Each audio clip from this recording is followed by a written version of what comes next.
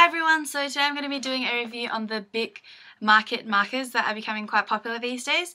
A lot of people are saying these are really good for blending and a very cheap alternative to the Copic markers. So I've done quite a few swatches. I'm going to have a show and then do a bit of a talky talk. Okay, firstly, I'm going to talk about my experience with the acrylic markers. They're becoming pretty popular these days, especially within the scrapbooking and stamping community. I don't really do a lot of that, so I mainly use them just for art purposes. So I picked these up, which is the 12 set of greys. From the Copic Chow range, and so I'm fairly new to acrylic markers, but I've played a lot with these. I played heaps with these, and yeah, I'd like to think I know quite about the ones I have. So moving on to the BIC Markit range, I think there's quite a good selection of colours. So the marker set comes like this in a plastic container. It's quite convenient. I quite like the container, but it's just that the front ones keep falling out for me when I open and close them. Each marker looks like this. It's very similar to a Sharpie, but this one has a rubber grip, and that's actually quite convenient. I got the fine tip ones, but I'm sure they're available in other size nibs as well. These are the colours from the front row basically. They come in really cute names such as Pink Flamingo, Peach Parfait, etc. and same for the other colours, which are these ones. I'm actually going to show you how these markers behave by just doing like a little blend here. So I'm using the lightest colour of the blues, which is Ocean View Blue, with the colour Blue Skies Blue. I found the best method to doing this is colouring the whole surface with a lighter colour, using the darker colour and going over it, and then blending it through again with the lighter colour. As you can see, you really kind of have to work it in to get it to blend, and there's still some hard edges, but it's not as noticeable as just using a normal marker. The reason I think this is the best way to do it is because when you use the lighter colour underneath, it gets really moist, so then you can go over with the darker colour and it doesn't really set the hard lines. The best colours to blend in this set by far are the blues. If you can see my testers here, I used most of the different blues interchangeably and they blended fairly well. For example, this one, Deep Sea Blue, blended quite well with Ocean View Blue, even though they're quite different in value.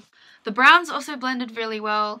I went from the lightest brown, which is this Tiki Hut Tan, to the darkest one using the honey brown in the middle. And yeah, I think these colours on this page overall blended a lot well than the other ones on the front page. So I'll show you what I did on the front page, which is these really saturated light colours. What I found overall in these pinks, it didn't actually blend as well, but it's quite good. The greens are pretty good too, and I don't think the yellow blends well at all because it was especially stiff, the nib. The way that these actually blend, I'll show you with some pinks as well, is that they don't really smudge like the acrylic markers do, but they do more of a overlay. So the first layer you put on, it's quite light and not that opaque, and then the more you rub into it, the more it goes over. So you can see it in kind of these colours way more than the other ones. Like these pinks here, you really have to work into it to get to blend, but they don't actually really blend. So can you see how the middle is darker than the rest? That is because I've coloured in it a lot more, and it's a lot more opaque than the other colours like here and here. So that shows you that it doesn't actually really blend colours per se, but more, yeah, it's the overlaying effect that looks like it's blended. In that aspect, it's quite different to the Copic markers. I'll just show you how some of these warmer shades blend. I personally, like I said, like the blue ones a lot better.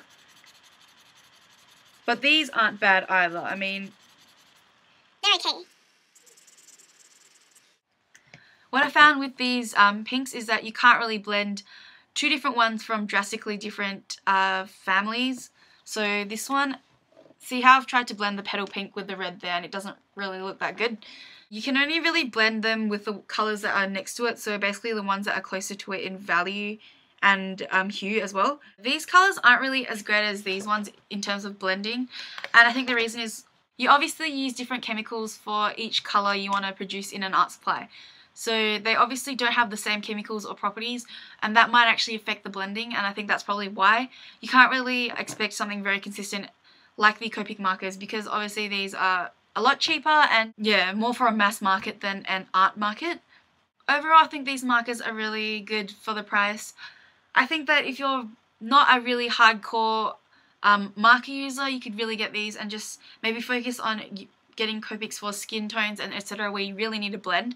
And then you could use these for clothes if you're an occasional user. If you want to colour a lot, I don't think these are really good for it because firstly, they don't really blend as well as Copics, so you might as well invest because you can use Copics again and again, and I'm pretty sure you can't actually refill these.